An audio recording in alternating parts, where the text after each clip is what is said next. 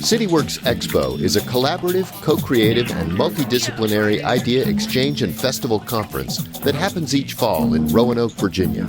By day, attendees are immersed in thought-provoking presentations, riveting performances, and engaging dialogue. By night, the conference continues with after-hours networking opportunities during street festivals, parties, and musical events. To learn more about Expo, visit cityworksexpo.com. Expo 2014 was made possible by these fine sponsors. Operating under the crooked American system too long. Outcast, pronounced outcast. Adjective meaning homeless or unaccepted in society. But let's look deeper than that. Are you an outcast? If you understand and feel the basic principles and fundamental truths contained within this music, you probably are. If you think it's all about pimping hoes and slamming Cadillac doors, then maybe you just don't understand. An outcast is someone who is not considered to be part of the normal world. He's looked at differently. He's not accepted because of his clothes, his hair, his occupation, his beliefs, or his skin color. Now look at yourself. Are you an outcast? I know I am. As a matter of fact, forget being anything else. It's only so much time left in this crazy world. Wake up and realize what's going on around you. Poisoning of the food and water, tampering of cigarettes, disease engineering control over your life. Take back your existence or die like a punk. This is Big Rube saying right on to the real and death to the fakers. Good morning. My name is Joycelyn Wilson. I'm an assistant professor of educational foundations in the Department of Learning Sciences and Technology in the School of Education at Virginia Tech. I'm also affiliate faculty in the Institute for Creativity, Arts, and Technology. I am a hip hop scholar. I'm an ethnographer. I'm a former math teacher. I'm a Black woman. I'm a voice from the South. And like Reuben Bailey, the author of this poem, I am an outcast. The title of my remarks this morning is called Outkast'd and Claimin True. Applying the OUTKAST imagination to social justice teaching and learning. The first part, Outkast'd and Claimin True, draws from a perspective that is frequently referenced in the music of an Atlanta-based group called OUTKAST. To be outcasted is a sideline sensibility. It's a marginalized place constructed and created in what I've come to call the hip-hop community of practice. It requires seeing the world and approaching its challenges with an alternate approach. Outcast is also a metaphor of exclusion that is used to create liberating pedagogies of inclusion. To claim true is really just another way of seeking truth through these formal and informal pedagogies of inclusion. To claim true is also a social justice perspective that recognizes one place as being outcasted. When linking together the purpose of being outcasted and claiming true is really a spiritual approach to teaching and learning. It's teaching youth and youth influencers to constantly seek truth, balance, and harmony in themselves and for their communities. And the totally awesome thing is that this can be taught. In fact, it's being taught. And today I'm going to talk through some of the things that we're doing to actually teach this. This morning I want to share with you maybe 2 or 3 big ideas, depending on the time, that stem from this research in hip-hop-based education. I'll use hip-hop ed for short today. For the last several years, I've archived these hip-hop ed tools and resources in this conceptual space called the OUTKAST Imagination, beginning with the narratives of the rap group OUTKAST and extending it into other artifacts. So let's go to big idea number 1. The story of hip-hop is the story of the sample. The OUTKAST Imagination is an infinite space for sampling, curating, and preserving stories and other archival resources, memories, aesthetics, sensibilities, practices, and intellectual tools that enhance one's knowledge of self and their understanding of the historical, political, and economic forces that shape and sustain our communities. It uses both hip-hop culture and it uses hip-hop ed pedagogies as those 2 resources. So let me talk a little bit about that. The best way for me to define hip-hop culture or define this hip-hop community of practice is through this use of metaphor. I'm going to use the metaphor of Sesame Street. Sunny day, sweeping the clouds away.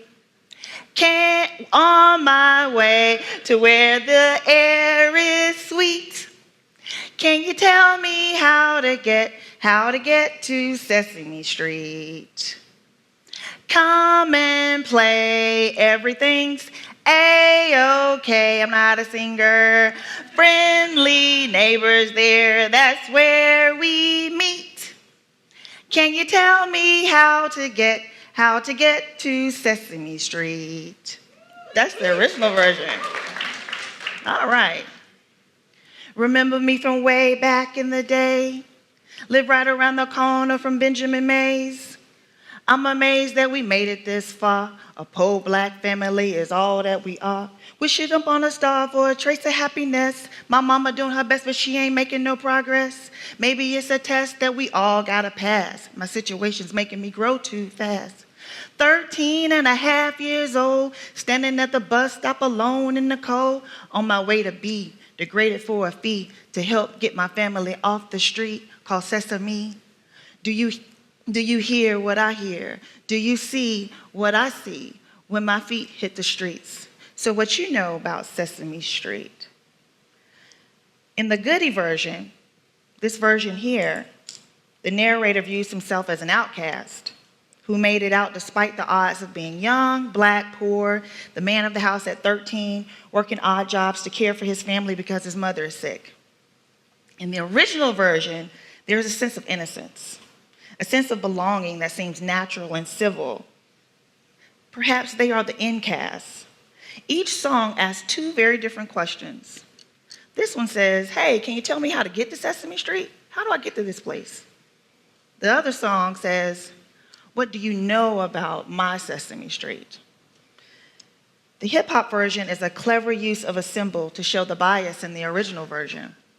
Hip hop culture in its original version was designed to illuminate these biases in our worlds. The point here is that hip hop culture and its community is too an outcast and knows a very different Sesame Street. So what I did here is I kind of just drew something really quickly to kind of give you a sense of what's included in this OUTKAST imagination.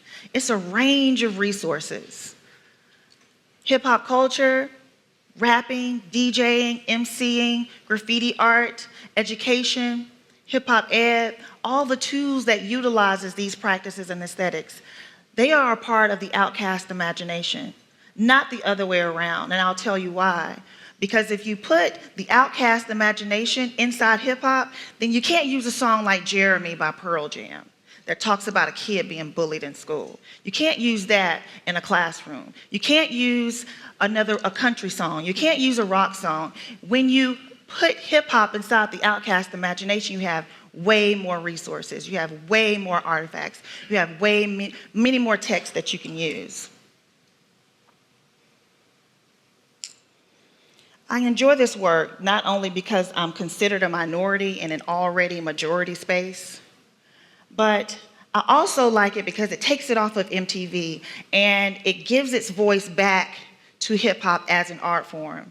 I'm able to nurture it and resituate it as an educational space. Words like nurture, it's funny because hip hop is never looked at as a feminine space. But it is a feminine space. It's a place where nurturing takes place. It's a place where learning takes place. All of those feminine type things, those are the things that happen in a hip hop based space. What you see on MTV, that's just the corporate commercializing, objectifying of hip hop as an outcast. I'm gonna skip ahead because I wanna take some questions and I wanna talk a little bit about what we're doing, the big idea number 3. In this OUTKAST imagination and how it's being applied in these formal and informal learning spaces to not only develop personal skills, cognitive skills, but also the social justice literacies of youth and youth influencers. So the first thing is the 4-4 Beat project that's at Virginia Tech.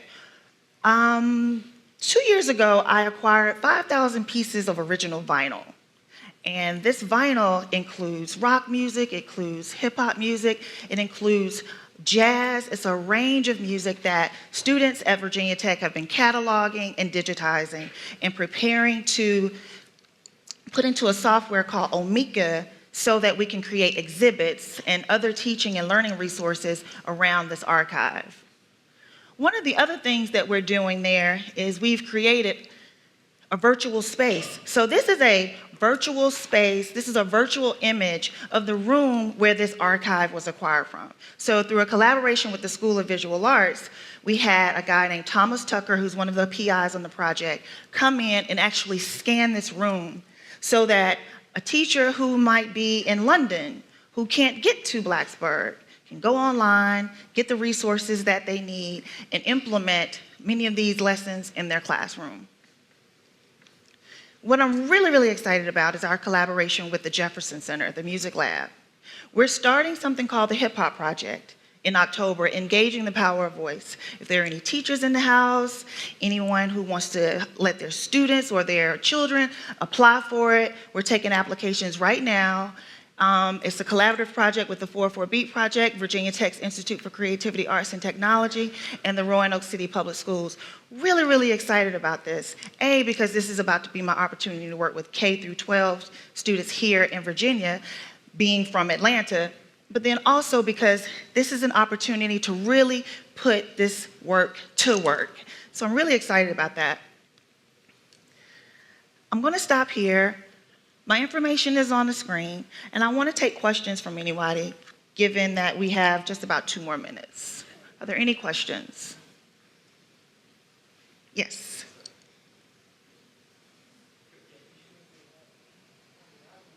Do it.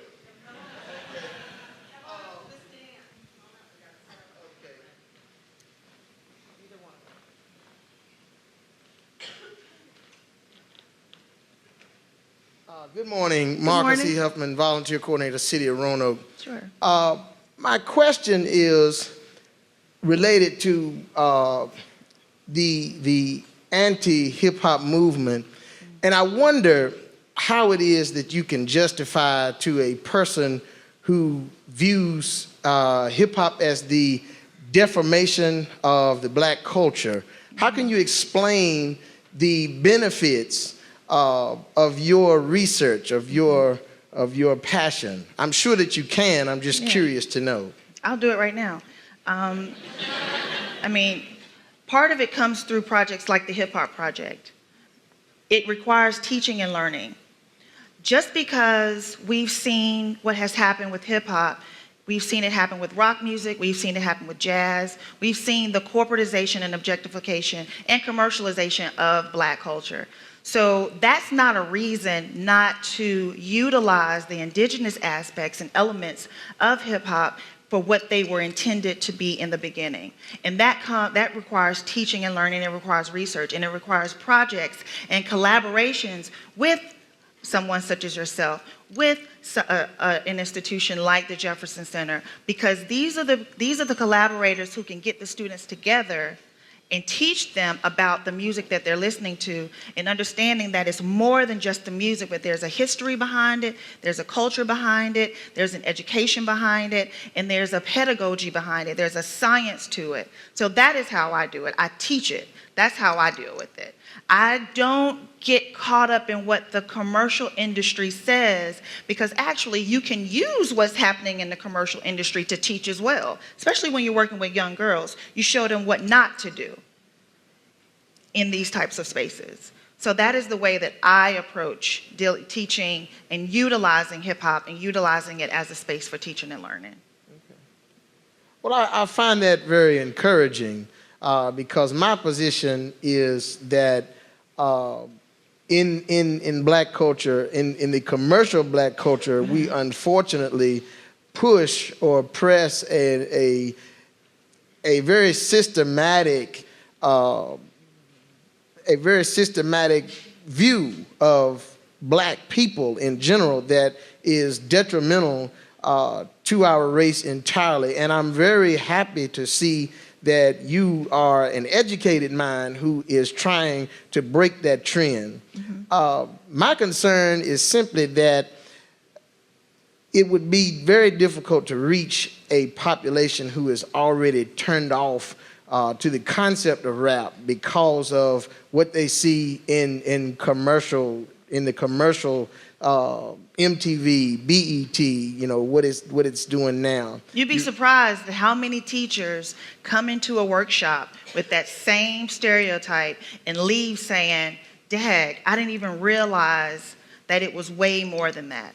That always happens. I look for those types of youth influencers. I want them there because it shows it, when they're there, I'm able to change some minds and show them and get them involved in the artifacts to show really what hip-hop culture was intended to do. You got to keep in mind, hip-hop was a reaction to, is a post-civil rights arts movement. It was a reaction to being an outcast. There were narratives around school and poverty and loss and people not being able to have access to just basic resources. So when you think about hip-hop culture, it was not a violent movement. It is a nonviolent movement born out of the nonviolent movement of the civil rights movement. So we got to keep that in mind as well and realize that what has happened with hip hop has been a corporate takeover in the same way that we've seen it with jazz, in the same way we've seen it with other forms of black music. True.